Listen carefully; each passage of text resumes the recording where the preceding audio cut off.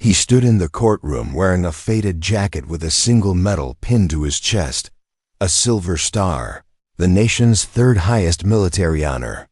The judge glanced at it and laughed. The prosecutor rolled his eyes. The entire courtroom snickered as if he'd walked in wearing a costume. They thought it was fake, a desperate prop from a struggling single father trying to gain sympathy. But what they didn't know was that the medal was real. And so was the story behind it. What they couldn't have predicted was who would walk through those courtroom doors in the next hour, someone whose presence would turn their mockery into stunned silence and transform one judge's contempt into something she never expected to feel. This is the story of a man who didn't need to defend his honor because his honor defended itself, and a woman who learned what true valor really means. Before we jump back in, tell us where you're tuning in from, and if this story touches you, make sure you're subscribed, because tomorrow, I've saved something extra special for you. The courtroom felt smaller than it should have been.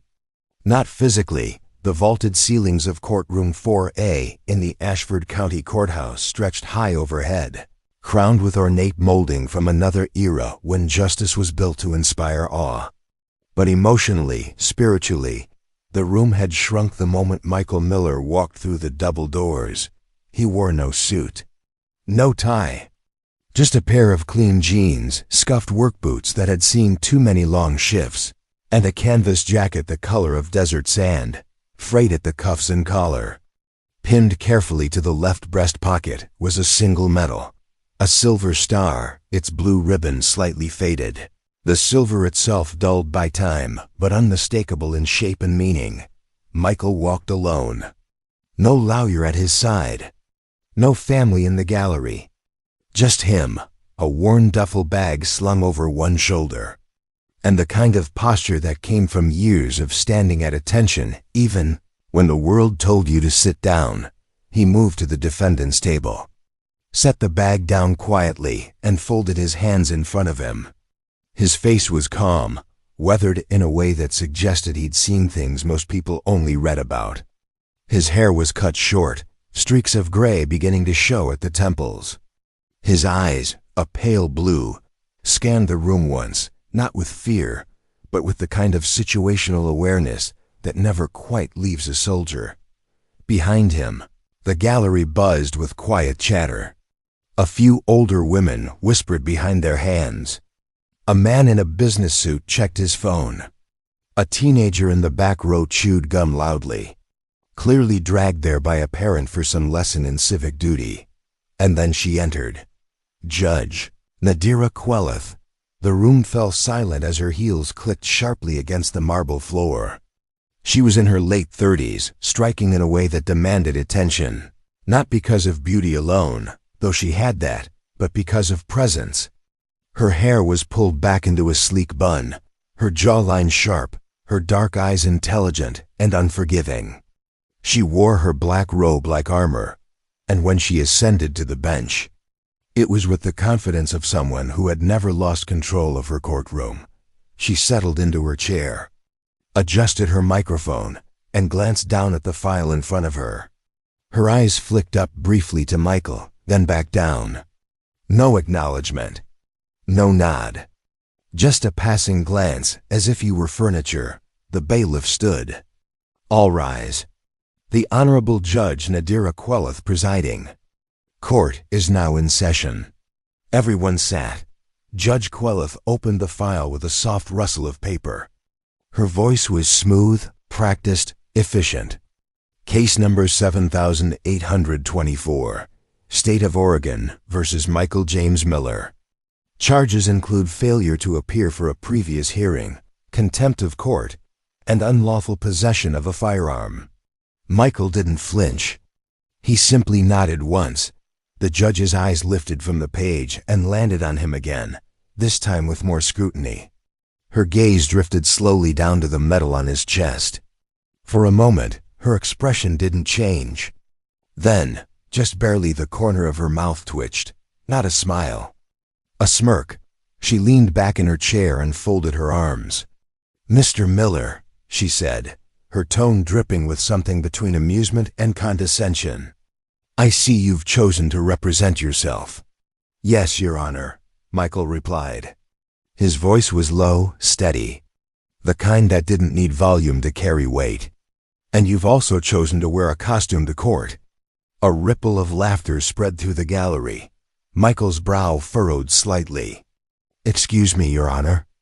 Judge Queleth gestured lazily toward his chest. "The medal." "The Silver Star, is it?" "Third highest military honor, if I remember correctly from my high school history class." "Yes, Your Honor, it is." She tilted her head, eyes narrowing. "And you expect this court to believe that you, a man accused of contempt and illegal firearm possession, actually earned that medal?" The room went quiet. Even the gum-chewing teenager stopped mid-chew. Michael's jaw tightened, but his voice remained calm. "I don't expect anything, Your Honor. It's a fact." Judge Queleth let out a short, sharp laugh. "A fact, right. And I suppose you just happened to pin it on today for good luck?" "I wear it," Michael said slowly, "because it reminds me of what I'm supposed to stand for." "Uh-huh." She leaned forward now, elbows on the bench, fingers steepled. "Let me tell you what I see, Mr. Miller. I see a man who missed a court date. A man who was found with an unregistered firearm in his vehicle. A man who thinks that showing up here with a piece of costume jewelry is going to win him sympathy points." "It's not jewelry," Michael said, his voice still even. "It's a commendation for valor." "Valor," she repeated, as if tasting the word and finding it bitter. "You know what I think, Mr. Miller? I think you bought that at a surplus store for $20. I think you're trying to manipulate this court by playing dress-up as a hero." The prosecutor, a wiry man in his 40s named Gerald Hicks, barely suppressed a grin. He shuffled his papers loudly, clearly enjoying the show. Michael's hands, which had been resting calmly on the table, curled slightly into fists. Not from anger, but from restraint. He took a slow breath, then spoke. "Your Honor, with respect, I earned this medal in Helmand Province, Afghanistan. In 2011, I can provide documentation if necessary." Judge Queleth waved a dismissive hand. "Oh, I'm sure you can find something online. People forge documents all the time. It's called the Internet, Mr. Miller. Welcome to the 21st century." More laughter from the gallery. Louder this time, Michael's eyes closed for just a second. When they opened again, they were still calm, but there was something else there now. Something quiet and unshakable. "I understand you don't believe me," he said softly. "But that doesn't change what happened." Judge Queleth leaned back again, clearly satisfied with herself. "What I believe, Mr. Miller, is that you're wasting this court's time. Now let's move on to the actual charges, shall we?" She turned to the prosecutor. "Mr. Hicks, you may proceed." Gerald Hicks stood, buttoning his blazer with theatrical precision. "Thank you, Your Honor. The state will show that on the evening of April 14th, the defendant failed to appear for a mandatory hearing related to a prior traffic violation. Additionally, during a routine stop 2 weeks later, officers discovered an unregistered firearm in his vehicle. Mr. Miller has no permit, no explanation, and no respect for the law." He glanced at Michael with thinly veiled disdain. "And now he shows up here wearing what appears to be a prop, hoping to distract from the facts." Judge Queleth nodded. "Noted, Mr. Miller. How do you plead?" Michael stood slowly. "Not guilty, Your Honor." "Of course you do," she muttered, scribbling something on her notepad. "Bail is set at $5,000.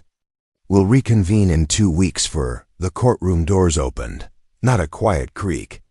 A full, deliberate push. The kind that made everyone turn their heads, and in walked someone no one expected. The man who entered wasn't tall, but he moved like someone used to being followed. His suit was dark gray, perfectly tailored, and his shoes gleamed even under the dull fluorescent courtroom lights. His hair was silver, combed back neatly, and his face carried the kind of lines that came from decades of high-stakes decisions. He wore no insignia, no name tag, but the two uniformed officers flanking him on either side made it clear. This was not an ordinary visitor. Behind him, a woman in a crisp Navy service uniform stepped through, holding a leather briefcase. Her expression was neutral, professional, but her eyes scanned the room with the precision of someone trained to assess threats in seconds. The room fell into stunned silence. Judge Queleth looked up from her notes, irritation flashing across her face. "Excuse me," she said sharply. "This is a closed proceeding. You can't just—" The man raised a hand, calm but commanding. "Your Honor, I apologize for the interruption. My name is William Traverse. I'm here on official business." Gerald Hicks stood abruptly. "Your Honor, I object to this disruption." "We're in the middle of—" "I'm aware," Traverse said, his voice even but carrying a weight that silenced the prosecutor mid-sentence. He reached into his jacket and pulled out a slim black wallet. He opened it and held it up toward the bench. Judge Queleth squinted, leaned forward. And then her face went pale. The credentials read, "William Traverse, Deputy Undersecretary, Department of Defense." Her mouth opened slightly, then closed. She glanced at the bailiff, then back at Traverse. "I don't understand. What does the Department of Defense have to do with a local court proceeding?" Court proceeding. Preparing and narrating this story took us a lot of time, so if you are enjoying it, subscribe to our channel. It means a lot to us. Now back to the story. Traverse stepped forward, his hands clasped in front of him. "It has everything to do with it, Your Honor. When the man standing at that table is being publicly humiliated for wearing a medal he earned with blood." The room erupted in whispers. Heads turned toward Michael, who stood frozen, his expression unreadable. Judge Queleth's face flushed. "I'm sorry, but I don't know what you're talking about. This man has provided no verification." "No. That's because you didn't ask." Traverse interrupted, his tone still polite but edged with steel. "You assumed. You mocked. And now, with your permission, I'd like to correct the record." Judge Queleth opened her mouth, then hesitated. She glanced down at her file, then back at Traverse. Her confidence, so solid moments before, had begun to crack. "Very well," she said slowly. "But make it quick." Traverse nodded and turned toward the gallery.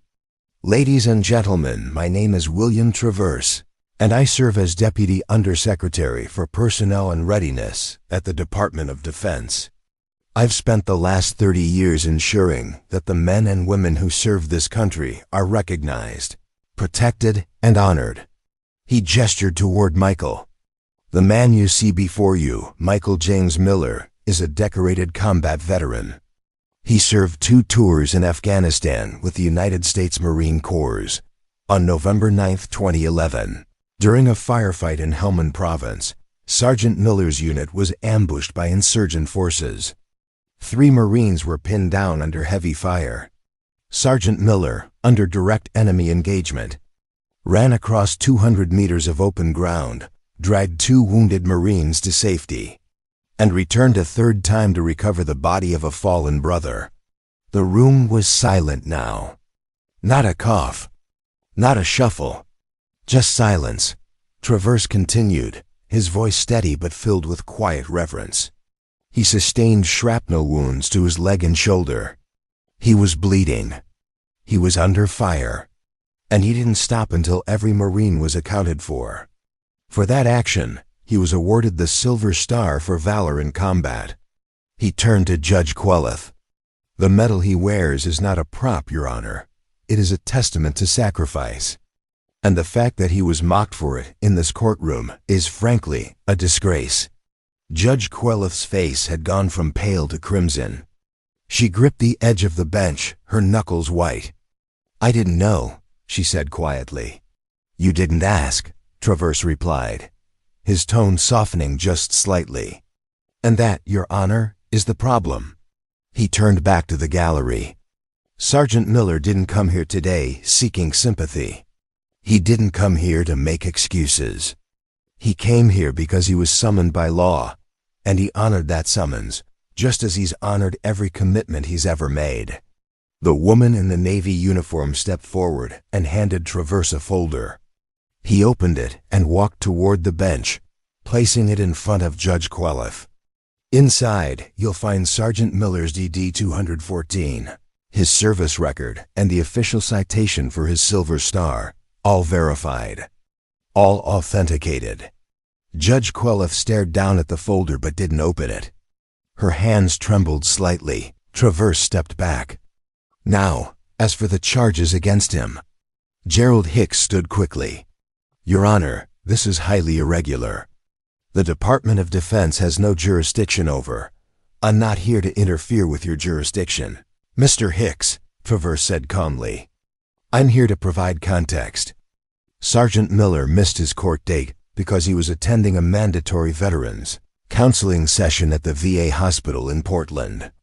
That session was scheduled months in advance, and he notified this court via email 2 weeks prior. Hicks blinked. I never received. Your office did, Traverse interrupted. He nodded to the woman in uniform, who stepped forward and handed Hicks a printed email. Confirmation of receipt is included. Hicks scanned the document, his face going slack. Traverse turned back to the bench. As for the firearm, Sergeant Miller does, in fact, have a permit. It was issued by the state of Oregon and is valid through 2026. The officer who stopped him failed to run the updated database, which had recently been transferred to a new system. The firearm was legally registered. Judge Queleth looked like she'd been struck by lightning. She stared at Michael, then at Traverse, then back at the folder in front of her. I need a moment, she said quietly. Take all the time you need, Traverse replied. He walked over to Michael and extended his hand. Michael, still standing stiffly, hesitated for just a moment before shaking it. Proud to know you, Sergeant, Traverse said quietly. Michael nodded, his throat tight. Thank you, sir. Traverse turned back to the bench. Your Honor, I trust you'll review the materials provided and adjust the record accordingly. If you need anything further, my contact information is in that folder. He gave a small nod, then turned and walked toward the exit, the 2 officers and the Navy officer following behind him. The doors closed softly behind them, and the room remained frozen in stunned silence. Judge Queleth sat motionless, staring down at the folder. Her hands, which had been so confident moments before, now rested limply on the bench. She finally looked up at Michael, and for the first time, there was no mockery in her eyes. Only something else. Something that looked a lot like shame. Judge Nadira Queleth sat frozen behind the bench, staring at the folder William Traverse had left behind. The courtroom remained deathly silent, as if everyone was waiting for her to speak, to move, to do anything that might restore the order she'd lost the moment that door had opened. But she didn't move. Not yet. Her fingers finally reached for the folder, trembling slightly as she lifted the cover. Inside was a neatly organized stack of documents, a DD 214 discharge form, a service record, a photograph of Michael Miller in full dress uniform, and at the very top, a single page with an official Department of Defense seal. Citation for the Silver Star. She read it slowly, silently, her eyes moving line by line. The words were formal, clinical, but the actions they described were anything but. Sergeant Michael J. Miller distinguished himself by exceptionally valorous actions on the 9th of November 2011, while serving as squad leader, 2nd Platoon, Bravo Company, 1st Battalion, 7th Marines, in Helmand Province, Afghanistan. During a coordinated enemy ambush, Sergeant Miller displayed extraordinary courage under fire by exposing himself to intense hostile fire to rescue 3 wounded Marines. Despite sustaining injuries, he refused medical evacuation until all personnel were accounted for.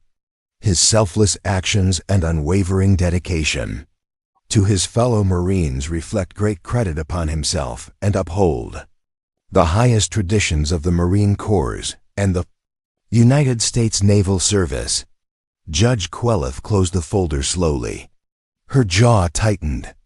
She looked up at Michael, who stood at the defendant's table with the same quiet composure he'd held since the moment he walked in.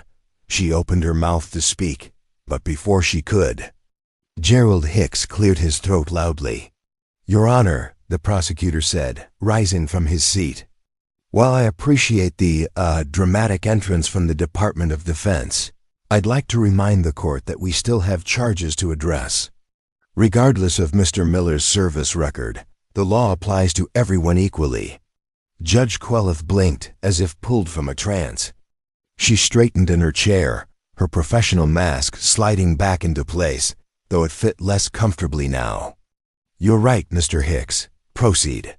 Hicks nodded, smoothing down his tie as he approached the center of the courtroom. He turned to face the small gallery, then back to the bench.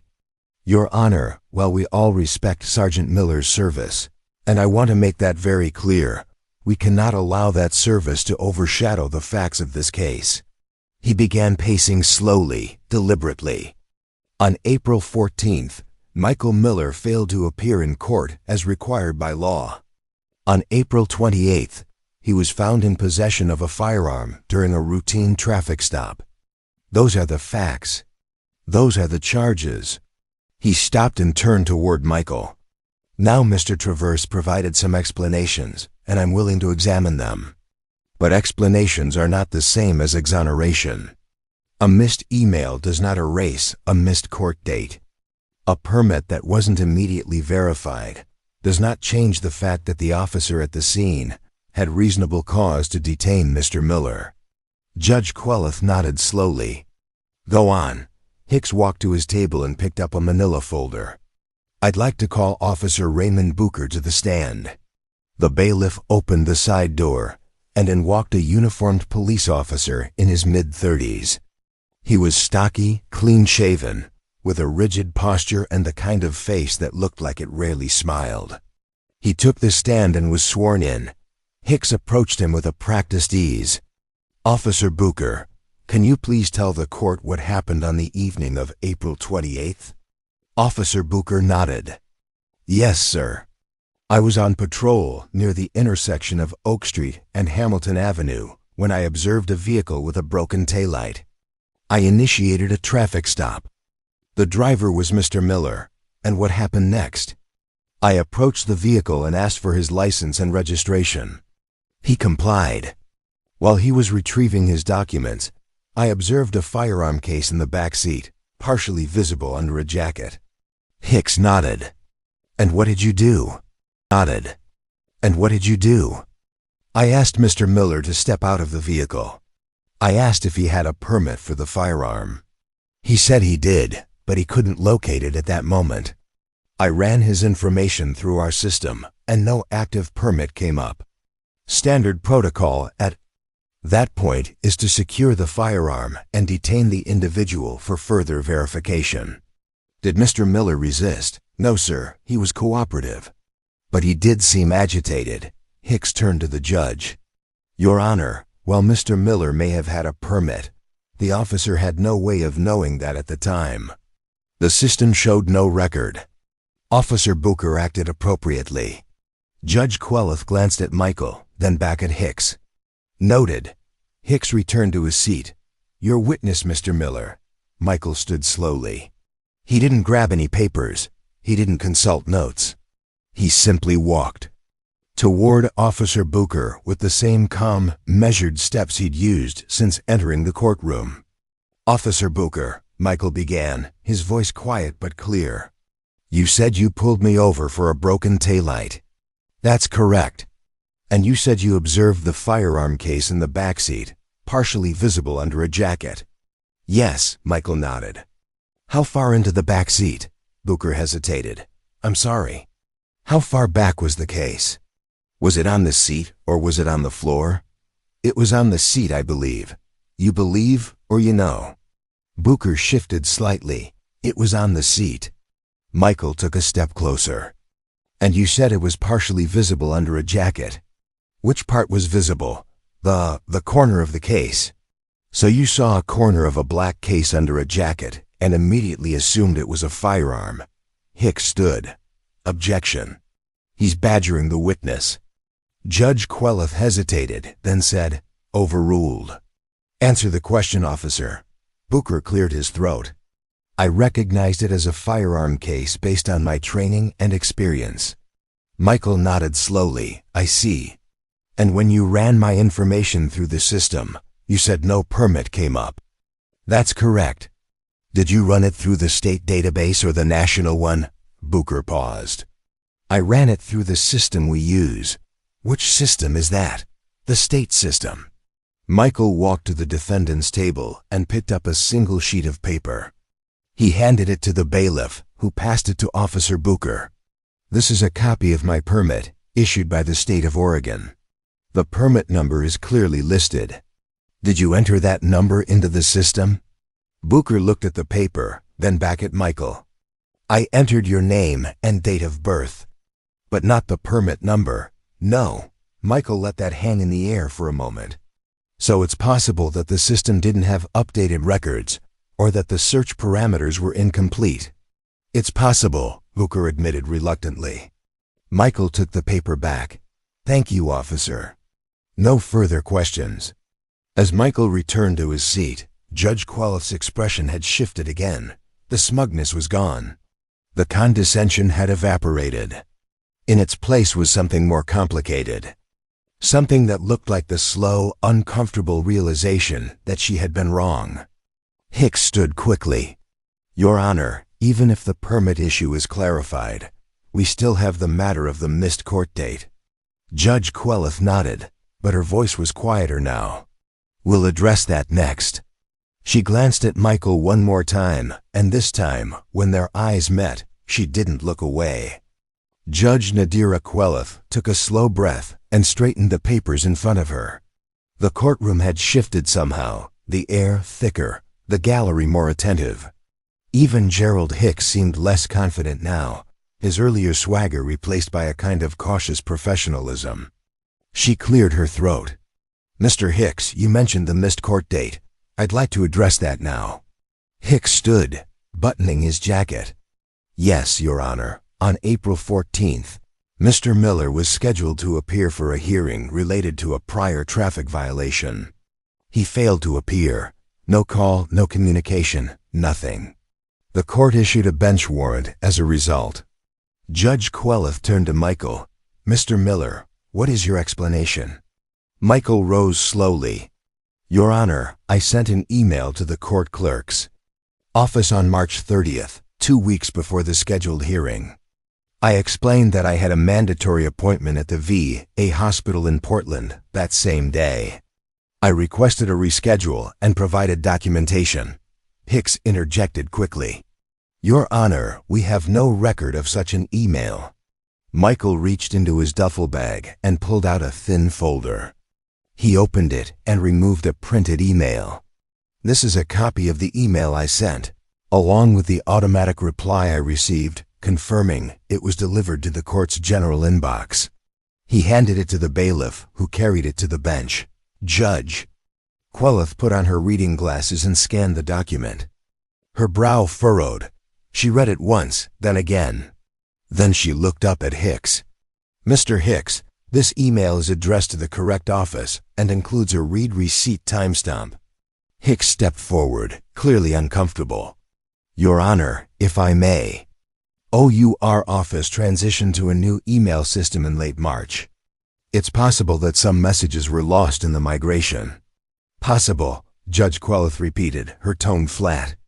So you're telling me that the court's technical failure resulted in a bench warrant being issued against a veteran who followed proper procedure? Hicks opened his mouth, but no words came out. Judge Queleth turned back to Michael. Mr. Miller, you said you had a mandatory VA appointment. Can you provide documentation of that as well? Michael nodded and pulled another sheet from his folder. Yes, Your Honor. This is the appointment confirmation from the Portland VA Medical Center. It was scheduled for April 14th at 10 a.m. The hearing was set for 9 a.m. in Ashford, which is a 2-hour drive.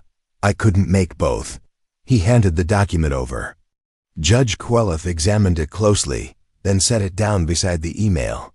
She looked at Hicks. Mr. Hicks, do you have any evidence that contradicts what Mr. Miller has presented? Hicks shifted his weight. No, Your Honor, but the fact remains that he didn't appear. Because he notified the court in advance, Judge Queleth said, her voice sharper now. And the court failed to process that notification. Hicks said nothing.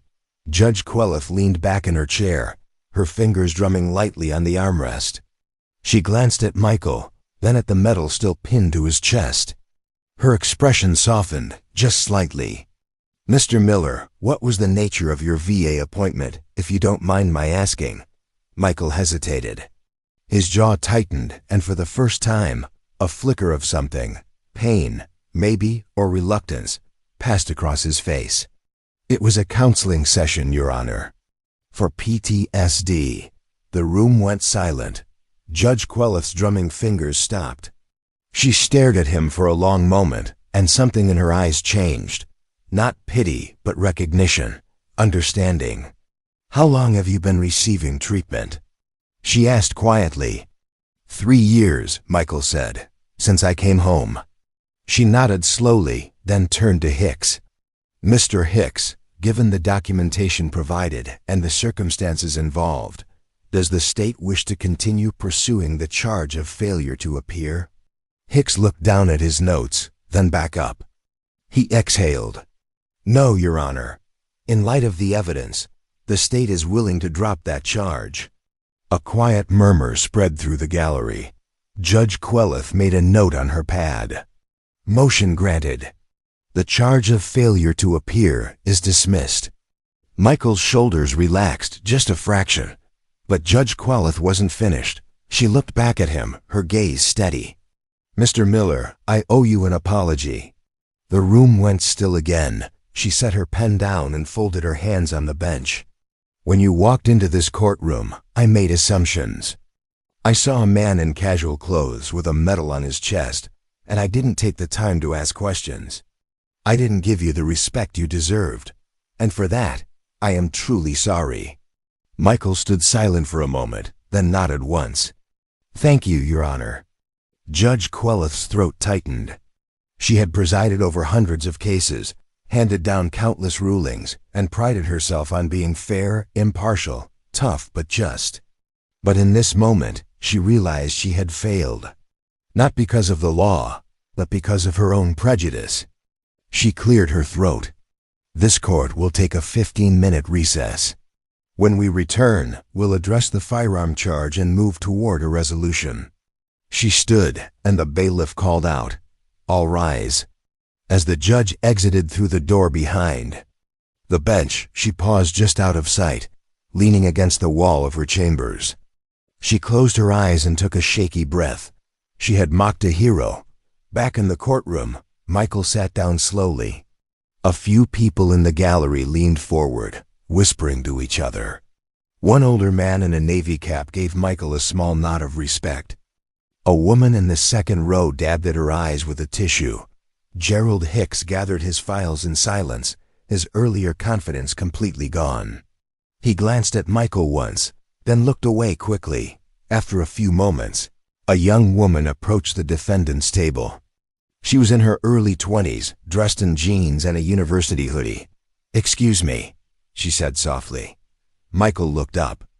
I just wanted to say thank you, she said, for your service. My brother was in the army. He didn't make it home. Michael's expression softened. I'm sorry for your loss. She nodded, her eyes glistening. He would have liked you. She walked away before Michael could respond. Another person approached, then another. One by one, people from the gallery came forward, offering quiet words of gratitude, respect, and apology. Not everyone. Some still sat in silence, unsure of what to think, but enough that it mattered. Michael accepted each comment with a simple nod, never saying much, just listening. When the bailiff announced that court would resume in 5 minutes, the small crowd dispersed. Michael sat alone again, but the air around him had changed. He was no longer the man being mocked. He was the man being seen. And somewhere in her chambers, Judge Nadira Queleth stared at her reflection in the small mirror on the wall. She barely recognized the woman looking back at her. She had always prided herself on being strong, decisive, unshakable. But today, she had been humbled, not by the law, by the truth. She straightened her robe, took one more breath, and walked back toward the courtroom. When she sat down at the bench again, her eyes found Michael immediately, and this time, when she looked at him, there was no judgment, only respect. Judge Queleth settled back into her chair, her composure restored but her confidence tempered. The 15-minute recess had done little to ease the tension in the room. If anything, it had thickened it. Everyone knew something had shifted, but no one was quite sure where it would land. She glanced at her notes, then at Michael. "Mr. Miller, we've addressed 2 of the 3 charges against you. What remains is the matter of the firearm. Mr. Hicks, you may proceed." Gerald Hicks stood, though his movements were slower now, more careful. "Thank you, Your Honor. While the permit issue has been partially clarified, I'd like to revisit the circumstances of the stop itself." He walked toward the center of the room. Officer Booker acted on reasonable suspicion. He saw what appeared to be a weapon, and when the initial database check came back negative, he followed protocol. The question isn't whether Mr. Miller had a permit. It's whether the officer had cause to detain him in that moment. Judge Queleth nodded. "That's a fair point, Mr. Miller. Do you dispute that Officer Booker acted within his authority?" Michael stood. "No, Your Honor, I don't dispute that he was doing his job. But I do think there's more to the story." Hicks raised an eyebrow. "More to the story?" Michael looked at Officer Booker, who was still seated near the witness stand. "Officer Booker, when you pulled me over, you said I seemed agitated. Is that correct?" Booker nodded. "Yes. Did I raise my voice?" "No. Did I make any threatening gestures?" "No. So what made you think I was agitated?" Booker hesitated. "You seemed tense, nervous." Michael nodded slowly. "I was nervous. Do you know why?" Booker shook his head. Michael took a breath. "Because 3 months before that stop, I was pulled over by a different officer in a different town. That officer approached my vehicle with his weapon drawn. He ordered me out of the car, made me kneel on the side of the road, and searched my vehicle without explanation. When I asked why, he told me I matched the description of a suspect. I didn't. I was released after 20 minutes, but no apology was given. No explanation. The courtroom was silent. Michael continued, his voice steady but edged with something raw. "So yes, Officer Booker, I was nervous. Because every time I see flashing lights, I don't know if I'm about to be treated like a citizen or a suspect." Judge Queleth's pen had stopped moving. She was staring at Michael now, fully focused. Hicks shifted uncomfortably. "Your Honor, while I sympathize with Mr. Miller's experience, it doesn't change the facts of this case." "It changes the context," Michael said, turning to face the prosecutor. "You want to talk about reasonable suspicion? Let's talk about it." Officer Booker saw a corner of a black case and assumed it was a firearm. He didn't ask. He didn't confirm. He assumed. And because of that assumption, I was detained, my vehicle was searched, and I was issued a citation. He turned back to Judge Queleth. "I'm not saying Officer Booker is a bad person. I'm saying the system he works in makes assumptions that don't always hold up." Hicks stepped forward. "Your Honor, this is turning into a referendum on law enforcement, and that's not what we're here for." Judge Queleth held up a hand. "Mr. Hicks, I'll decide what we're here for. Mr. Miller, continue." Michael nodded. "Your Honor, I have a daughter. She's 9 years old. Her name is Lily. She's smart, funny, and she loves science. She wants to be an astronaut." He paused, and for the first time, his voice wavered just slightly. "Every night before bed, she asks me if I'm okay. Not because I tell her I'm not, but because she sees it." She sees the way I check the locks twice, the way I wake up in the middle of the night, the way I tense up when someone raises their voice. Judge Queleth's expression softened even further. Michael continued. I came home from Afghanistan with more than scars, Your Honor. I came home with memories I can't turn off. I came home with instincts that don't belong in a quiet neighborhood. And I came home to a daughter who lost her mother when she was 3 and needs her father to be present, not haunted. He looked down at his hands. The firearm in my vehicle isn't there because I'm a threat. It's there because I don't always feel safe. And I know that's hard for people to understand. But it's the truth. The room was completely still. Even Hicks had stopped shuffling his papers. Michael looked back up at Judge Queleth. I'm not asking for special treatment, Your Honor. I'm just asking to be seen. Not as a case file. Not as a defendant. But as a person. Judge Queleth blinked hard. Her throat tightened, and she had to look away for a moment to compose herself. When she looked back, her voice was quieter. Thank you, Mr. Miller. I appreciate your honesty. She turned to Hicks. Mr. Hicks, does the state have any rebuttal? Hicks stood, but he didn't approach the bench. He simply said, No, Your Honor. Judge Queleth nodded. Very well. I'm going to take a short recess to review the remaining evidence. We'll reconvene in 10 minutes. She stood, and the bailiff called out again. All rise. As Judge Queleth walked toward her chambers, she felt something she hadn't felt in years. Not doubt, exactly. But wait. The kind that comes when you realize the person in front of you isn't just a name on a docket, but a human being carrying more than the law could ever measure. She closed the door to her chambers and sat down at her desk. The folder with Michael's service record was still there. She opened it again and looked at the photograph. A younger version of Michael in full dress uniform, standing at attention.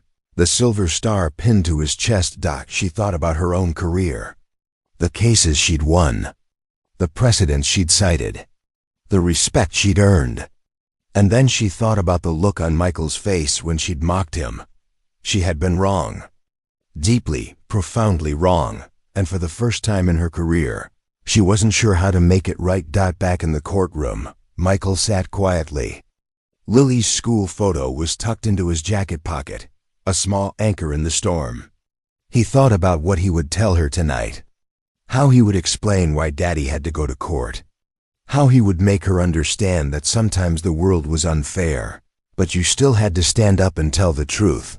A few rows back, the young woman who had thanked him earlier whispered to her friend, He's not just fighting for himself. He's fighting for all of them. Her friend nodded. I know.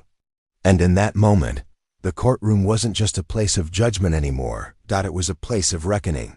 When Judge Queleth returned to the bench, the courtroom felt different. The earlier mockery had been replaced by a quiet attentiveness, the kind that comes when people realize they're witnessing something more than just a legal proceeding. They were watching a man reclaim his dignity, one careful word at a time. Judge Queleth sat down, adjusted her microphone, and looked directly at Michael. Her expression was composed, but there was something softer in her eyes now. Something almost vulnerable. Mr. Miller, she began, I've reviewed the documentation regarding your firearm permit. The state of Oregon shows that your permit was issued on February 12, 2023, and remains valid through February 2026. The database error that Officer Booker encountered appears to have been a result of the system migration Mr. Hicks mentioned earlier. She paused. Given that the permit is valid and that you were cooperative during the stop, I'm inclined to dismiss the charge related to unlawful possession.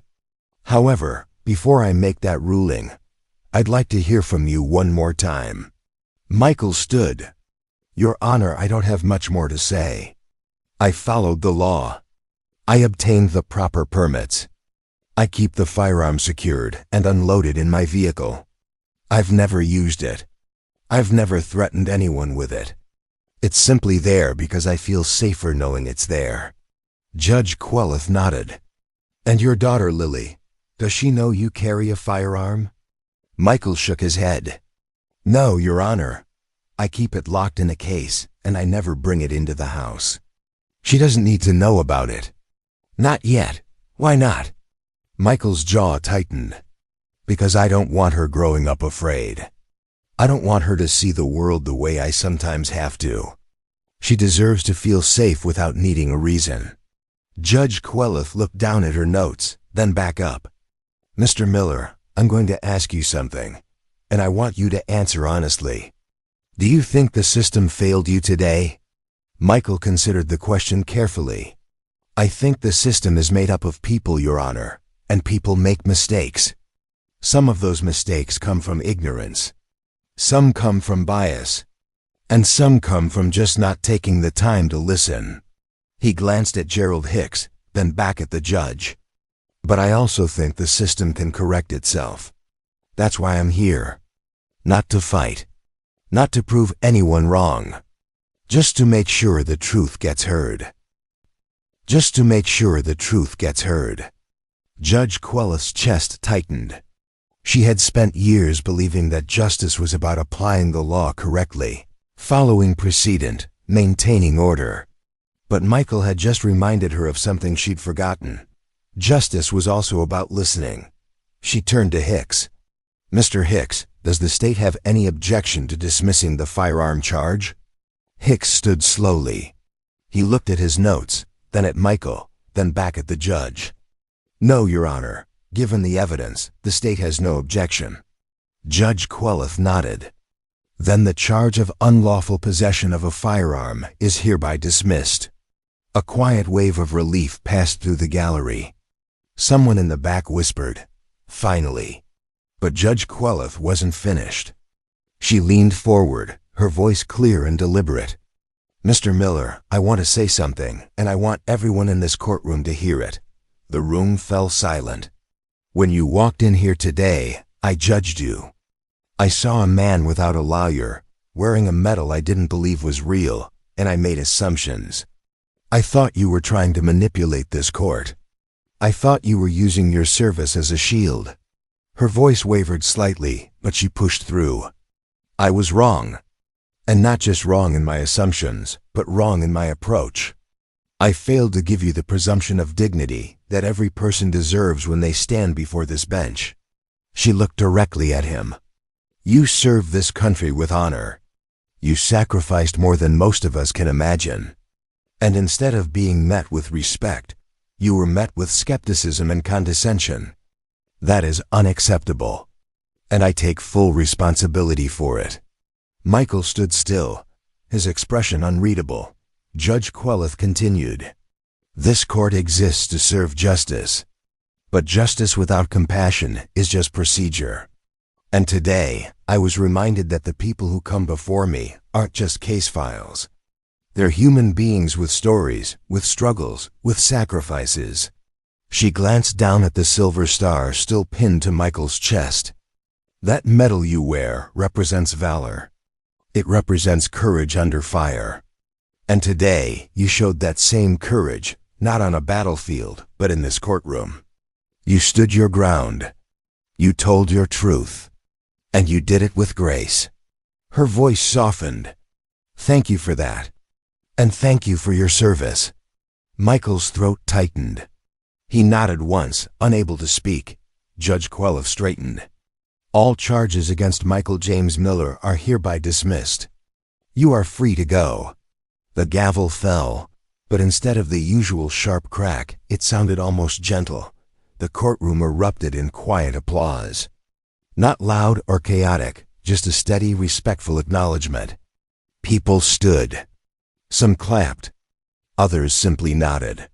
The older man in the navy cap saluted. Michael stood there for a moment, letting it all wash over him. Then he picked up his duffel bag, slung it over his shoulder, and turned toward the exit. But before he reached the door, Judge Queleth's voice stopped him. Mr. Miller. He turned back. She had stepped down from the bench and was walking toward him. No robe now, just a woman in a simple blouse and slacks. She stopped a few feet away. I meant what I said. she told him quietly. I was wrong. And I'm sorry. Michael looked at her for a long moment. Then he extended his hand. She took it. And they shook, not as judge and defendant, but as two people who had both learned something that day. Thank you. Your Honor, Michael said. Nadira, she corrected softly. Call me Nadira. He nodded. Thank you, Nadira. She released his hand but didn't step back. If you ever need anything at all, don't hesitate to reach out. Michael gave a small smile. I appreciate that. He turned and walked toward the door. As he pushed it open, sunlight flooded the courtroom. Bright and warm dot, and for the first time in a long time, Michael Miller felt like he could breathe. Behind him, Nadira Queleth stood in the center of the courtroom, watching him go. She had presided over hundreds of cases. She had handed down sentences, dismissed charges, upheld laws. But today, she had learned something more important than any legal precedent. She had learned to see Dot, and as the courtroom slowly emptied, she walked back to her chambers, sat down at her desk, and pulled out a piece of paper. Dot at the top. She wrote, "What does justice really mean?" And then, for the first time in years, she didn't have an answer, but she was ready to find one. Michael Miller stood on the courthouse steps, the afternoon sun warm on his face. The weight he'd carried into that building, heavy and suffocating, had lifted. Not completely. There were some burdens that never fully disappeared, but enough that he could stand straighter, breathe deeper. He pulled his phone from his pocket and checked the time. 3:47 p.m. Lily would be getting out of school soon. He'd promised to pick her up today, promised they'd get ice cream and talk about her day. Normal things. Simple things. The kind of things that mattered more than medals or courtrooms or anything else. He started down the steps, but a voice called out behind him. Mr. Miller, wait. He turned. It was Nadira Queleth, no longer in her robe, moving quickly down the steps with a folder tucked under her arm. She looked different outside the courtroom, less imposing, more human. I'm sorry, she said, slightly out of breath. I know you probably just want to leave, but there's something I need to ask you. Michael waited. She glanced around, then stepped closer, lowering her voice. That medal. The Silver Star. I read the citation, but citations are always so clinical, so stripped down. They don't tell you what it really means. She met his eyes. What happened that day? Really happened. Michael looked away, toward the street where cars passed by in their ordinary rhythms. For a long moment, he didn't speak. When he finally did, his voice was quiet, almost distant, as if he were pulling the words from somewhere deep and locked away. It was November 9th, 2011, he began. We were on patrol in Helmand Province, moving through a village that intelligence said was clear. It wasn't. Nadira listened, not interrupting, barely breathing. We got hit from 3 sides. RPGs, small arms fire, everything. My squad scattered for cover. I made it behind a low wall with 2 other Marines. But 3 of our guys were pinned down in the open, maybe 50 meters away. No cover, just dirt and bullets. He paused, his jaw tightening. Our squad leader, Sergeant Torres, he tried to move toward them. Got hit in the leg before he made it 10 feet. Went down hard. The other 2, Corporal Davis and Private First Class Chun, they were trapped.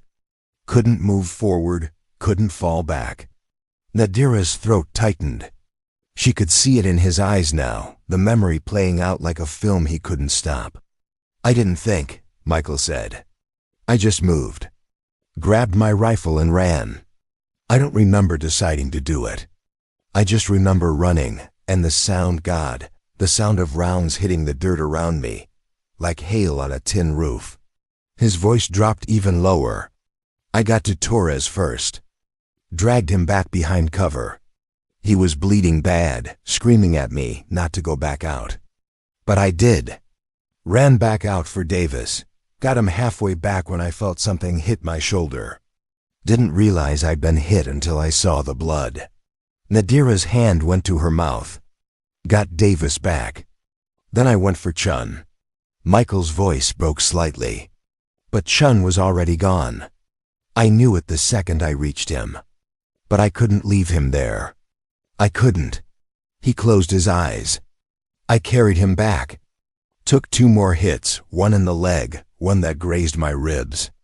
Made it behind the wall just as air support came in. Torres and Davis both survived. Chun didn't, but at least his family got to bury him. When he opened his eyes again, they were wet. That's what the medal is for. Not for being a hero. For doing what anyone would have done. For not leaving your brothers behind. Nadira felt tears streaming down her own face. She didn't try to hide them. Michael, I'm so sorry. I had no idea. No one does, he said softly. That's the thing about valor, Nadira. It's not something you talk about. It's something you carry. She wiped her eyes, struggling to compose herself. And you've been carrying it all this time, alone. Not alone, he said. I have Lily. She's the reason I'm still here. Nadira nodded slowly, then looked down at the folder in her hands. I need to tell you something too. Something I haven't told anyone in this courthouse. Michael waited. She took a breath. My brother was in the army, Captain James Queleth. He served in Iraq during the surge in 2007. Michael's expression shifted. Was? Nadira's voice trembled. He was killed by an IED outside Ramadi. He was 28 years old. Michael's face softened with immediate understanding. I'm sorry. I was in law school when it happened, she continued. I thought about dropping out, thought about enlisting myself, but my parents begged me not to.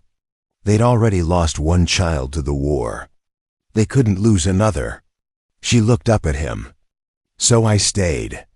I finished school. I became a prosecutor, then a judge. And I told myself I was serving justice, honoring James by upholding the law. Her voice cracked. But somewhere along the way, I forgot what justice really means. I forgot that the law is supposed to serve people, not the other way around. I became so focused on procedure, on precedent, on maintaining order, that I stopped seeing the people in front of me. She shook her head. And today, when you walked into my courtroom wearing that medal, I didn't see a hero. I didn't see someone who'd sacrificed everything. I saw a problem. A disruption. Someone who didn't fit into my neat, orderly system. Tears streamed down her face again. And I'm ashamed of that. Because James would have been ashamed of me. Because James would have been ashamed of me. Michael reached out and gently placed a hand on her shoulder. Your brother would have been proud of you, Nadira. You did the right thing today. You listened. You learned. That takes courage, too. She looked up at him, her eyes red but searching. How do you do it? How do you carry all that pain and still show up every day for your daughter with a smile? Michael was quiet for a moment. Because she's my mission now. Torres and Davis, they made it home because I didn't give up. And Lily, she's going to make it through this life because I won't give up on her either. That's what keeps me going. Nadira nodded slowly, understanding settling over her like a weight and a relief all at once. You're not just a veteran, Michael. You're still serving. We all are, he said. Just in different ways.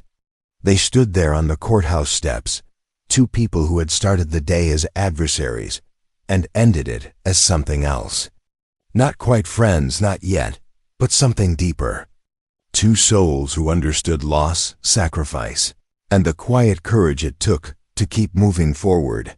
Nadira wiped her eyes one more time and straightened her posture. I meant what I said in there. If you ever need anything, please reach out. Michael nodded. I will, and Nadira? Yes, thank you. For listening. For changing your mind. That's rarer than you think. She smiled, a real smile this time, not the practiced courtroom version. Maybe we both learned something today. Maybe we did. As Michael turned to leave, Nadira called out one more time. Michael? He looked back. Your daughter, Lily. She's lucky to have you. Michael's expression softened. I'm the lucky one. He walked down the remaining steps and onto the sidewalk, heading toward his truck parked 2 blocks away. Behind him, Nadira stood watching until he disappeared around the corner. Then she looked down at the folder in her hands. Inside was a photograph she'd brought from home that morning, one she kept in her desk drawer but rarely looked at. It was a picture of her brother James in his army uniform, standing tall and proud, his smile bright and full of life. She traced her finger along the edge of the photo. I see them now, James, she whispered. I promise I see them. A breeze moved through the trees lining the courthouse steps, rustling the leaves with a sound like distant applause. Nadira took a deep breath, tucked the folder back under her arm, and walked back inside.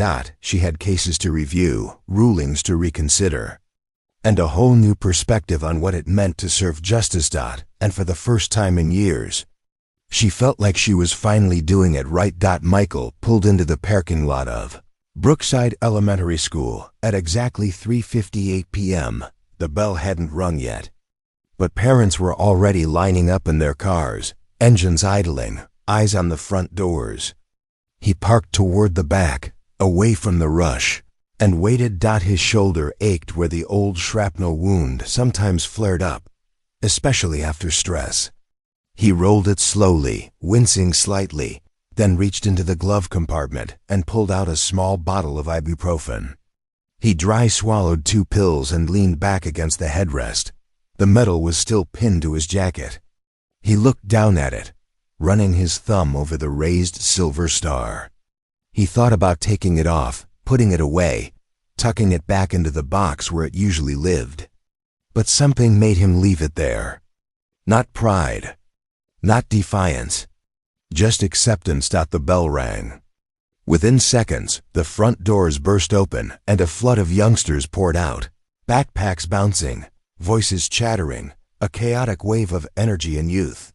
Michael scanned the crowd, and then he saw her. Lily. She was near the middle of the pack. Her brown hair pulled into a lopsided ponytail. Her pink backpack covered in space-themed patches, rockets, planets, stars. She was talking animatedly to another girl, her hands moving in big gestures, probably explaining some new fact she'd learned about black holes or the Mars rover. Michael smiled. That was his girl. Curious, bright, unstoppable. She spotted his truck and her whole face lit up. She broke away from her friend and ran toward him, backpack bouncing wildly. Michael got out and crouched down just in time to catch her in a hug. Daddy! She squealed, wrapping her arms around his neck. Hey, kiddo, he said, lifting her slightly off the ground. Miss me? Always, she said, pulling back to look at him. Then her eyes dropped to the metal on his chest. Her brow furrowed. What's that? Michael set her down gently. It's something I got a long time ago. Before you were born. Is it like a trophy? Sort of. It's for something I did in the Marines. Lily tilted her head, studying it closely. Did you save someone? Michael hesitated. He'd never told her the full story. He'd never wanted to burden her with the weight of war, the reality of what he'd seen and done. But as he looked into her wide, trusting eyes, he realized she deserved to know. Not all of it, not yet, but enough. Yeah, he said softly. I helped some friends when they were in trouble. Were you scared? He nodded, terrified. But you did it anyway? I did. Lily looked up at him with an expression far too wise for a 9-year-old. That's what makes you brave, Daddy. Being scared and doing it anyway. Michael's throat tightened. He pulled her into another hug, holding her close. When did you get so smart? I've always been smart, she said matter-of-factly. You just didn't notice. He laughed, a real, full laugh that felt like sunlight breaking through clouds. Fair enough. Come on, let's get that ice cream I promised you. They climbed into the truck and Michael started the engine. As they pulled out of the parking lot, Lily chattered about her day. About the science experiment they'd done with vinegar and baking soda. About how her friend Emma had accidentally launched her volcano across the classroom. About how the teacher had laughed instead of getting mad. Michael listened. Really listened, letting her voice wash over him like a balm. This was what mattered. Not courtrooms or medals or proving himself to strangers. This, her, the sound of her laughter. The way she said "daddy" like it was the safest word in the world. They stopped at a small ice cream shop called Scoop Dreams, a local place with hand-painted murals of waffle cones and smiling suns.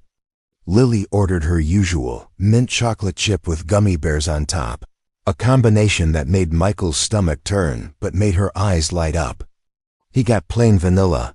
They sat outside at a small metal table, the late afternoon sun casting long shadows across the sidewalk. Lily swung her legs under the table, attacking her ice cream with the focus of a surgeon. "Daddy?" she said between bites. "Yeah? Why did you have to go to court today?" Michael paused, his spoon halfway to his mouth. He'd hoped she wouldn't ask, but of course she would. Lily asked about everything. "Someone thought I did something wrong," he said carefully. "But I didn't, so I had to explain that to a judge." "Did she believe you?" "Eventually." Lily nodded thoughtfully. "Good, because you don't lie." "No, I don't." "And you're a good person." Michael's chest ached. "I try to be, kiddo." Lily looked at him seriously, ice cream forgotten for a moment. "Mommy would be proud of you." The words hit him like a punch. He set his spoon down and looked away, blinking hard. He hadn't expected that. He never expected it when Lily brought up her mother, but she did sometimes, in these quiet, piercing moments that left him breathless. "You think so?" He managed. "I know so," Lily said confidently. "She told me." Michael's head snapped back toward her. "What?" Lily shrugged, returning to her ice cream. "I talk to her sometimes. At night, before I go to sleep. I tell her about school and stuff. And sometimes I feel like she answers. Not with words, but like, I just know what she'd say." Michael stared at his daughter, this small, impossibly wise person who had lost her mother before she could even remember her, and yet somehow still carried her presence like a light. "What does she say?" he asked quietly. Lily tilted her head, thinking. "She says you're doing a good job. That I'm lucky to have you. And that she's not really gone. She's just in a different place, watching us." Tears spilled down Michael's cheeks before he could stop them. He didn't wipe them away. He just let them fall. Lily reached across the table and took his hand. "It's okay to cry, Daddy. Mrs. Parker says crying means you have feelings, and feelings are good." Michael laughed through his tears. "Mrs. Parker sounds pretty smart." "She is. She's my teacher." He squeezed her hand gently. "I love you, Lily. More than anything in the world." "I love you too, Daddy." They sat there for a while longer, finishing their ice cream in comfortable silence. Around them, the world moved on, people walking by, cars passing, the sun inching lower in the sky. But in that moment, at that small metal table outside Scoop Dreams, Michael Miller felt something he hadn't felt in a long time. Peace. When they finally got back in the truck, Lily asked if they could listen to her favorite song. Some pop tune about stars and dreams that she'd been obsessed with for weeks. Michael turned it on, and she sang along loudly and off-key. Her joy so pure and unfiltered, it made his heart ache in the best way. As he drove them home. Past familiar streets and neighborhoods, past the courthouse where he'd stood that morning feeling small and judged. He realized something. He hadn't needed the courtroom to validate him. He hadn't needed the judge's apology or the prosecutor's dismissal, or even William Traverse walking through those doors. What he'd needed was already sitting beside him, singing at the top of her lungs, covered in ice cream stains. Completely and utterly his. That was his mission now. That was his purpose. Not the battlefield. Not the medal. Not the past, her. The medal. Not the past, her. And as long as he had her, as long as she looked at him with those trusting eyes and called him Daddy, he knew he'd be okay. They both would be. When they pulled into the driveway of their small house, Lily unbuckled her seatbelt and turned to him. "Can we have pancakes for dinner?" Michael smiled. "Absolutely. With chocolate chips? Is there any other way?" She grinned and jumped out of the truck, running toward the front door. Michael followed more slowly, his body tired, but his heart lighter than it had been in months. As he unlocked the door and stepped inside, he looked back once more at the medal still pinned to his jacket. Then he carefully unpinned it, walked to the small shelf in the hallway where a framed photo of his late wife sat, and placed the medal beside it. "We're okay," he whispered. "We're going to be okay." And for the first time in a long time, he believed it. 3 days had passed since the courtroom.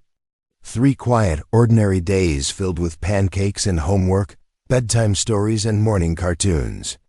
Michael had gone back to his job at Henderson's Auto Repair, turning wrenches and changing oil, letting the rhythm of simple work settle his mind. Lily had gone back to school, come home with stories about fractions and recess, and fallen asleep each night clutching her stuffed astronaut bear. Life had returned to normal. Or so Michael thought. It was Friday afternoon when his phone rang. He was under a Toyota Camry, replacing a worn serpentine belt, his hands covered in grease. He almost didn't answer, but something made him slide out from under the car and wipe his hands on a rag. The number was unfamiliar. He hesitated, then answered. "Hello? Mr. Miller? This is Nadira Queleth." He straightened. "Judge Queleth. I mean Nadira, hi." There was a pause, then her voice came through, warmer than he remembered. "I hope I'm not interrupting your day." "Not at all. I'm just at work." "Is everything okay?" "Yes, everything's fine. Actually, better than fine. I'm calling because something happened this morning. Something I thought you should know about." Michael's pulse quickened. "What happened?" "I received a call from the State Attorney General's office. They've been reviewing cases across the district, looking for patterns of procedural errors, and your case came up. Specifically, the email system failure that caused your bench warrant." Michael leaned against the workbench. "Okay, Michael, your case wasn't the only one. There were 47 other instances where court notifications were lost during that system migration. 47 people who missed hearings they'd properly notified the court about. 47 bench warrants that should never have been issued." His breath caught. 47. "Yes, and because of what happened in your hearing, because of the documentation you provided and the attention your case received, the Attorney General's office has launched a full review. They're working to overturn every wrongful warrant and expunge the records." Michael didn't know what to say. He just stood there, phone pressed to his ear, trying to process what he was hearing. Nadira continued, her voice thick with emotion. "Michael, you did this. By standing up for yourself, by refusing to accept injustice, you helped 46 other people who didn't even know they needed help." "I didn't do anything," he said quietly. "I just told the truth." "That's exactly what you did. And sometimes that's everything." There was a long pause. Then Nadira spoke again, softer now. "There's something else. The Attorney General wants to meet with you. They're putting together a task force to review systemic issues in the court system, and they want your input. They want to hear your perspective." Michael's mind spun. "My perspective? I'm just a mechanic. I'm not a lawyer. You're someone who lived through the failure of the system and found a way to fix it. That makes you exactly the kind of person they need." He rubbed his face with his free hand, smearing a bit of grease on his cheek without realizing it. "I don't know, Nadira. I'm not good with all that official stuff. I just want to take care of my daughter." "I understand. And I told them you might say that. But Michael, think about it. How many other veterans are out there right now, struggling with PTSD, dealing with the VA, trying to navigate systems that weren't built with them in mind? How many of them don't have the knowledge or the courage to stand up the way you did? Her voice grew more urgent. You have a chance to make a real difference. Not just for yourself, not just for those 47 people, but for everyone who comes after you. Michael closed his eyes. He thought about Torres and Davis, about the men he'd carried out of that firefight. He thought about Chun, whose body he'd refused to leave behind. He thought about every Marine he'd served with, every veteran he'd met at the VA who looked tired and defeated, ground down by bureaucracy and indifference, and he thought about Lily, growing up in a world that might be just a little bit better if someone stood up and tried to fix it. "Okay," he said finally. "I'll meet with them." He could hear the smile in Nadira's voice. "Thank you, Michael. I'll send you the details. The meeting is next Tuesday at the State Capitol building in Salem. I'll be there. And Michael? I'll be there too. You won't be alone in this." Something warm spread through his chest. "Thank you, Nadira. For everything. No, thank you." After he hung up, Michael stood in the garage for a long moment, staring at the phone in his hand. Around him, the familiar sounds of the shop continued. The hiss of air compressors, the clang of tools, the low murmur of a radio playing classic rock. His coworker, Danny, a stocky man in his 50s with permanent oil stains on his coveralls, walked over. "Everything okay, Miller?" Michael looked up. "Yeah, actually, I think it might be." Danny raised an eyebrow. "You look like you just saw a ghost." "Not a ghost," Michael said slowly. "More like a door I didn't know was there." Danny clapped him on the shoulder. "Well, whatever it is, good for you, man. You deserve some good news." Michael nodded and returned to the Camry, sliding back under the chassis. But as he worked, his mind was elsewhere. Already thinking about what he would say at that meeting, about how he could help, about what doors might open if he just kept walking through them. That night, after Lily had gone to bed, Michael sat at the kitchen table with a cup of coffee and his laptop. He Googled the state attorney general's office, read about the task force Nadira had mentioned, and felt a flutter of something he hadn't felt in years. Hope, not the desperate, clinging kind, but the quiet, steady kind that came from knowing you could make a difference, even a small one. He opened a new document and started writing.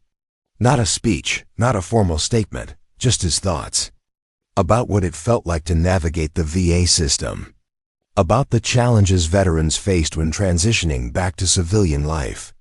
About the gaps in the system that left good people falling through the cracks.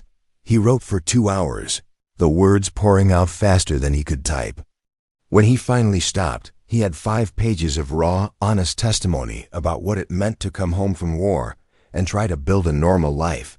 He saved the document, closed the laptop, and sat back in his chair. His coffee had gone cold, but he didn't care. For the first time since hanging up his uniform, he felt like he had a mission again. Not a military mission. Something different. Something that mattered just as much. The weekend passed in a blur. Michael told Lily about the meeting, and her eyes had gone wide with excitement. "You're going to help people, Daddy. Like a superhero?" He'd laughed. "Not exactly like a superhero." "Close enough," she declared, and that was that. On Monday night, he laid out his clothes for the next day. Not his work coveralls, but a pair of clean slacks and a button-down shirt. He considered wearing the Silver Star again, then decided against it. This wasn't about proving who he was. This was about helping others. He slept better that night than he had in months. Tuesday morning arrived clear and bright. Michael dropped Lily at school, promising he'd be home in time for dinner. Then drove the 2 hours to Salem. The state capitol building was impressive. All marble columns and tall windows. The kind of place that made you feel small and significant at the same time. He found the meeting room on the 3rd floor. Nadira was already there, standing near the window in a sharp gray suit, talking quietly with a man in his 60s with silver hair and kind eyes. When she saw Michael, her face broke into a genuine smile. "Michael, I'm so glad you came." She introduced him to the man, Howard Preston, the state attorney general, who shook his hand firmly. "Mr. Miller, it's an honor. Judge Queleth has told me about your case, and I have to say, what you did took real courage." Michael shook his head. "I just did what needed to be done." "Exactly," Preston said. "And that's why we need you here." Over the next 3 hours, Michael sat at a table with a dozen other people, lawyers, judges, veterans advocates, policy experts, and told his story.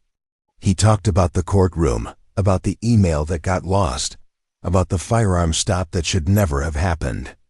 He talked about the VA, about PTSD, about the invisible barriers that made it hard for veterans to ask for help. And people listened. Really listened. They took notes.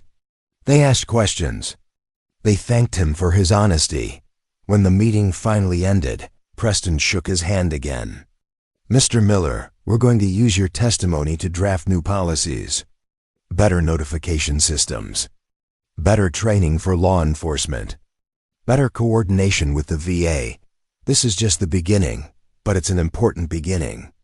And it wouldn't be happening without you. And it wouldn't be happening without you." Michael felt a lump in his throat. "I hope it helps." "It will," Preston said firmly. "I promise you, it will." As Michael walked out of the building with Nadira beside him, the afternoon sun warm on his face, he felt something shift inside him. The weight he'd been carrying, the burden of the past, it was still there. It always would be. But it felt lighter now, shared. "Thank you for believing in me," he said to Nadira. She stopped and turned to face him. "Michael, I didn't believe in you at first. But you made me believe. You showed me what real courage looks like. And I'll never forget that." They stood there for a moment, two people who had started as adversaries and become something more. Allies, friends. "What will you do now?" she asked out. Michael smiled. "I'm going to go home. Make dinner for my daughter. Help her with her homework. Live my life. That sounds perfect." He nodded. "It is." As he drove home, the highway stretching out before him, Michael thought about everything that had happened. The courtroom. The dismissal. The meeting. The change. And he realized something. He'd won. Not just the case. Not just his freedom. He'd won his life back. And that was worth more than any medal. 6 months later, autumn had settled over Oregon with a blanket of gold and crimson leaves. The air carried that particular Christmas that made people pull out sweaters and think about hot cider and bonfires. Life had continued its steady rhythm for Michael Miller, but it was a different rhythm now. Richer somehow. More purposeful. The changes hadn't been dramatic or sudden. They'd come in small waves, gentle but persistent. Like tide reshaping a shoreline. The task force had met 4 more times. Since that first meeting in Salem, Michael had attended each one. Driving up early in the morning and returning home in time to tuck Lily into bed. The policies they'd discussed were slowly taking shape, working their way through the bureaucratic channels. Court notification systems were being overhauled. Law enforcement was receiving better training on working with veterans.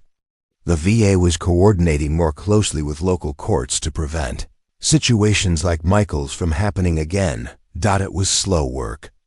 Sometimes frustratingly so. But it was real work. Work that mattered. Michael had also started volunteering at the local Veterans Service Center 2 evenings a week. He helped other vets navigate the system, fill out paperwork, understand their benefits. He shared his story, not to boast, but to show others that it was possible to stand up for yourself, even when the system felt overwhelming. Some of the men and women who came through those doors were angry. Some were defeated. Some were just tired. But Michael met each one with the same quiet patience he'd shown in that courtroom. And slowly, he watched them find their footing again. It reminded him why he'd joined the Marines in the first place. Not for the medals or the glory, but for the sense of purpose that came from serving something larger than yourself. On a Saturday in late October, Michael and Lily drove to the coast. It had become their tradition, these weekend trips to the ocean, just the two of them. They'd walk along the beach, collect shells, eat fish and chips from a small shack that overlooked the water, and talk about everything and nothing. Today, the beach was mostly empty, the tourists gone for the season, leaving only locals and the occasional dedicated beachcomber. The waves crashed against the shore in their ancient rhythm, and seagulls wheeled overhead, calling to each other in sharp, bright voices. Lily ran ahead, her jacket flapping in the wind, chasing the retreating waves and squealing when they rushed back toward her. Michael followed more slowly, his hands in his pockets, a smile on his face. His phone buzzed. He pulled it out and saw a text from Nadira. "Thinking about you both today. Hope you're having a good weekend." Over the past 6 months, they'd stayed in touch. Not constantly, but regularly. Coffee once a month. Phone calls when one of them needed to talk. It had started as professional courtesy, then shifted into something more like friendship. And maybe, just maybe, the early whispers of something beyond that. Michael texted back. "At the beach with Lily, it's beautiful. Hope you're well." The response came quickly. "I'm jealous. Stuck in my office with a mountain of case files. But wouldn't trade it for anything. This job means something again." Michael smiled. He understood that feeling completely. He pocketed his phone and called out to Lily. "Hey kiddo, wanna grab some lunch?"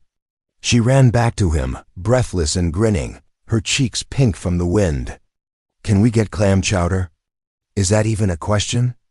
They walked to the fish shack, ordered their food, and sat at a weathered picnic table overlooking the ocean. Lily attacked her chowder with enthusiasm while Michael picked at his fish and chips. Content to watch her and listen to her chatter about school, about the book she was reading, about her plan to build a model rocket for the science fair. "Daddy?" she said suddenly, looking up from her bowl. "Yeah? Are you happy?" The question caught him off guard. He set down his fork and looked at her, really looked at her. Her brown eyes, so much like her mother's, were serious and searching. "Yeah, kiddo," he said softly. "I am. Are you?" She nodded firmly. "Very. I like it when you smile more. You didn't used to smile as much." Michael's throat tightened. He reached across the table and ruffled her hair. "Well, I've got a lot to smile about these days." "Like what?" "Like you. And like knowing that the work I'm doing might help other people. And like, I don't know, just feeling like things are moving in the right direction." Lily considered this, then nodded sagely. "That's good, Daddy. Mommy would be happy too." "Yeah," Michael said, his voice thick. "She would be." They finished their lunch in comfortable silence, then walked back down to the beach. This time, Michael took off his shoes and rolled up his pant legs. Wading into the shallow water beside Lily, the cold shocked his feet. But it felt good. Grounding. As they walked, Lily slipped her small hand into his. "Daddy, can I ask you something?" "Always. That lady who calls you sometimes. Miss Nadira. Is she your friend?" Michael glanced down at her, surprised. "Yeah, she's my friend. Why do you ask?" Lily shrugged. "I just wondered. You sound happy when you talk to her. Do I?" "Mm-hmm. It's okay if you like her, you know. I wouldn't mind." Michael stopped walking. He crouched down to Lily's level, looking her in the eye. "Lily, I need you to understand something. Nobody, and I mean nobody, will ever replace your mom. She was the love of my life, and she always will be." Lily nodded seriously. "I know that, Daddy. But," Michael continued carefully, "that doesn't mean I can't have other people in my life who are important to me. Does that make sense? Like how I love you the most, But I also love Grandma and Mrs. Parker and Emma. Michael smiled. Exactly like that. Lily grinned. Okay, I just wanted to make sure. Because Miss Nadira seems nice, and I think you should have more friends. When did you get so wise? I've always been wise, she said, echoing her earlier declaration. You just keep forgetting. Michael laughed and stood up, taking her hand again. They continued their walk, and as they moved along the shoreline, Michael felt a profound sense of gratitude wash over him for this moment. For his daughter. For the second chance he'd been given to build a life that mattered. That evening, after they'd driven home and Lily had fallen asleep in the truck, Michael carried her inside and tucked her into bed. He stood in her doorway for a moment, watching her sleep, her stuffed astronaut bear clutched in her arms, her face peaceful and content. Then he walked to the living room and sat down on the couch. He pulled out his phone and looked at Nadira's text again. He hesitated, then typed a new message. Lily asked about you today. Asked if you were my friend. I told her yes. But I've been thinking, and I'd like you to meet her properly. Maybe dinner sometime? No pressure. Just thought it might be nice. He hit send before he could second-guess himself. The response came 5 minutes later. I would love that, Michael. More than you know. Michael smiled and set the phone down. He leaned back against the couch and closed his eyes. Feeling something he'd almost forgotten was possible. Hope, real, tangible hope for the future. Not hope that the pain would disappear. He knew better than that. But hope that the pain could coexist with joy. That loss could coexist with love. That the past could inform the future without defining it. He thought about the courtroom 6 months ago. About standing alone at that defendant's table, mocked and dismissed. He thought about William Traverse walking through those doors. About Nadira's apology. About the medal pinned to his chest. But mostly, he thought about what came after. The real work. The slow, unglamorous work of showing up, telling the truth, and helping others do the same. Asterisk, that was the real victory. Not the dismissal of charges. Not the vindication. But the choice to keep moving forward, to keep serving, to keep believing that one person could make a difference. He opened his eyes and looked around. The small living room of his modest house. The framed photo of his wife on the shelf. The drawings Lily had taped to the wall. The silver star resting beside a participation trophy from her soccer league. This was his life. Imperfect, complicated, beautiful. And it was enough. More than enough. It was everything. Outside. The October wind rustled through the trees, carrying with it the promise of winter and the distant hope of spring. Michael stood, turned off the lights, and walked to his bedroom. Tomorrow would come with its own challenges, its own joys, its own moments of doubt and triumph. But tonight, Michael Miller went to bed with a clear conscience and a grateful heart. And for a man who had once carried wounded brothers across a battlefield, who had stood alone in a courtroom and refused to back down, who had chosen his daughter over his career and never once regretted it. That was the greatest victory of all.